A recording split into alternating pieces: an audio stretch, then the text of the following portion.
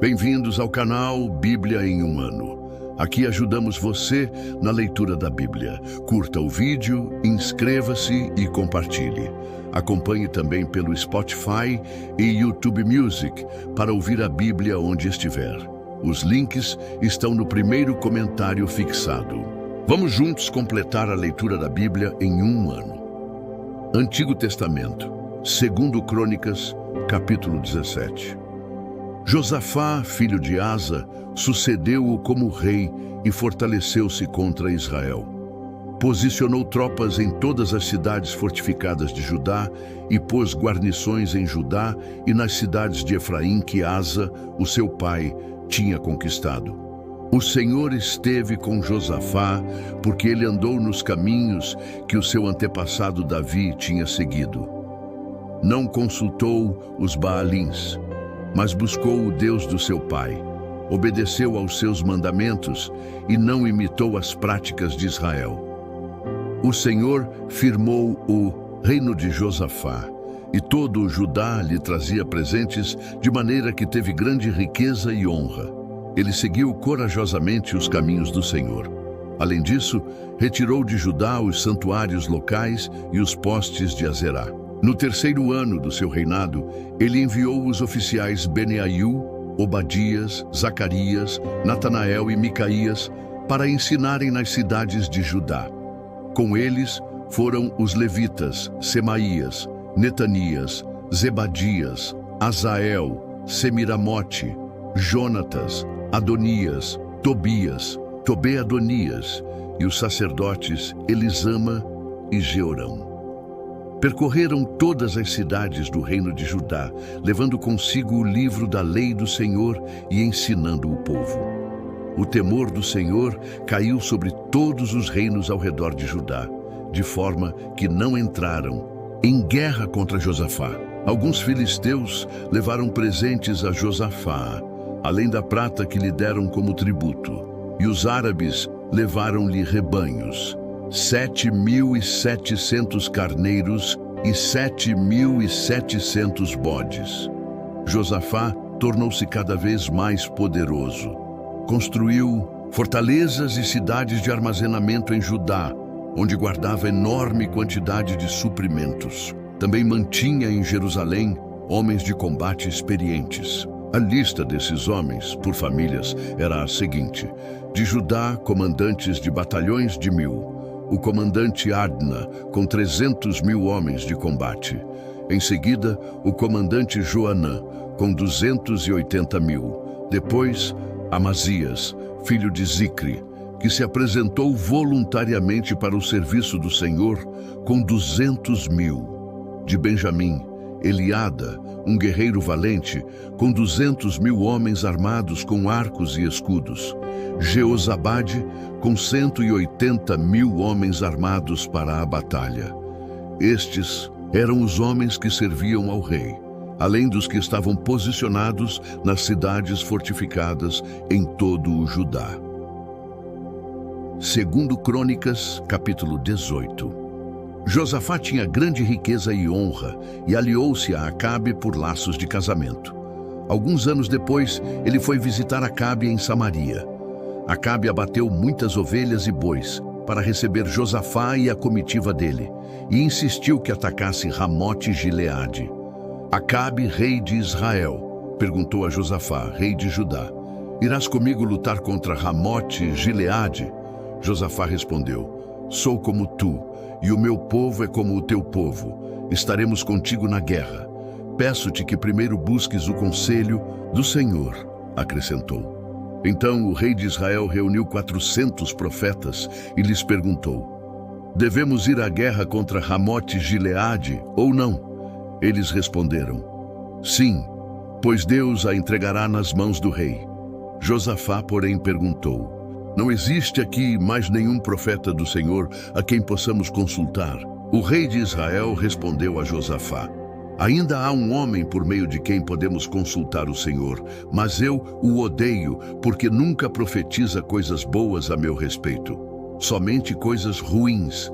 É Micaías, filho de Imlá. O rei não deveria dizer isso, Josafá respondeu. Então o rei de Israel chamou um dos seus oficiais e disse: traga imediatamente Micaías, filho de Imlá. Usando vestes reais, o rei de Israel e Josafá, rei de Judá, estavam sentados em seus respectivos tronos, na eira à porta de Samaria, e todos os profetas estavam profetizando diante deles. Zedequias, filho de Kenaná, tinha feito chifres de ferro e declarou: assim diz o Senhor: com estes chifres você ferirá os arameus até que sejam destruídos. Todos os outros profetas profetizavam a mesma coisa, dizendo: ataca Ramote-Gileade e serás vitorioso, pois o Senhor a entregará nas mãos do rei. O mensageiro que tinha ido chamar Micaías lhe disse: veja, todos os outros profetas predizem que o rei terá sucesso. A sua palavra também deve ser favorável. Micaías, porém, disse: tão certo como vive o Senhor, direi o que o meu Deus me disser. Quando ele chegou, o rei lhe perguntou: Micaías, devemos ir à guerra contra Ramote-Gileade ou não? Ele respondeu: ataquem e serão vitoriosos, pois eles serão entregues nas suas mãos. O rei lhe disse: quantas vezes devo fazer você jurar que irá me dizer somente a verdade em nome do Senhor? Então Micaías respondeu: vi todo o Israel espalhado pelas colinas, como ovelhas sem pastor. E o Senhor disse: estes não têm dono, cada um volte para casa em paz. O rei de Israel disse a Josafá: não disse a você que ele nunca profetiza nada de bom a meu respeito, mas apenas coisas ruins? Micaías prosseguiu: portanto, ouçam a palavra do Senhor. Vi o Senhor assentado no seu trono, com todo o exército dos céus à sua direita e à sua esquerda. Então o Senhor disse: quem enganará Acabe, rei de Israel, para que ataque Ramote-Gileade e morra lá? Um sugeria uma coisa, outro sugeria outra, até que finalmente um espírito saiu e se apresentou diante do Senhor e disse: eu o enganarei. De que maneira? Perguntou o Senhor. Ele respondeu: sairei e serei um espírito mentiroso na boca de todos os profetas do rei. O Senhor disse: você conseguirá enganá-lo, vá e faça isso. Assim o Senhor pôs um espírito mentiroso na boca destes seus profetas. O Senhor decretou a sua desgraça. Então Zedequias, filho de Kenaná, aproximou-se, deu um tapa no rosto de Micaías e perguntou: por qual caminho foi o espírito da parte do Senhor quando saiu de mim para falar a você? Micaías respondeu: você descobrirá no dia em que estiver se refugiando de quarto em quarto. O rei de Israel então ordenou: peguem Micaías e enviem-no de volta a Amon, o governador da cidade, e a Joás, filho do rei, e digam que assim diz o rei: ponham este homem na prisão, a pão e água, até que eu volte em segurança. Micaías declarou: se você de fato voltar em segurança, o Senhor não falou por meu intermédio. Ouçam o que estou dizendo, todos vocês, acrescentou. Então o rei de Israel e Josafá, rei de Judá, foram atacar Ramote-Gileade. O rei de Israel disse a Josafá: entrarei disfarçado em combate, mas tu usa as tuas vestes reais. O rei de Israel disfarçou-se, e ambos foram para o combate. O rei de Arã tinha ordenado aos comandantes dos seus carros de guerra: não lutem contra ninguém, nem soldado nem oficial, senão contra o rei de Israel. Quando os comandantes dos carros de guerra viram Josafá, pensaram: é o rei de Israel. Então eles o cercaram para atacá-lo, mas Josafá gritou e o Senhor o ajudou. Deus os afastou dele, pois quando os comandantes dos carros de guerra viram que não era o rei de Israel, deixaram de persegui-lo. De repente, um soldado disparou o arco ao acaso e atingiu o rei de Israel entre os encaixes da sua armadura. Então o rei disse ao condutor do seu carro: dê a volta e me tire do combate. Fui ferido. A batalha se intensificou durante todo o dia, e assim o rei de Israel teve que enfrentar os arameus em pé no seu carro de guerra até a tarde. Então, ao pôr do sol, ele morreu. Novo Testamento, João capítulo 13, versículos 1 ao 20. Um pouco antes da festa da Páscoa, sabendo Jesus que havia chegado o tempo em que deixaria este mundo e iria para o Pai, tendo amado os seus que estavam no mundo, amou-os até o fim. Estava sendo servido o jantar, e o diabo já havia induzido Judas Iscariotes, filho de Simão, a trair Jesus. Jesus, sabendo que o Pai havia posto todas as coisas debaixo do seu poder, que viera de Deus e voltava para Deus, levantou-se da mesa, tirou a capa e colocou uma toalha em volta da cintura.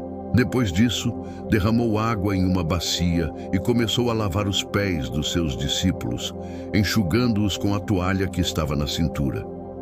Então, chegou até Simão Pedro, que lhe disse: Senhor, vais lavar os meus pés? Jesus respondeu: Você não compreende agora o que estou fazendo.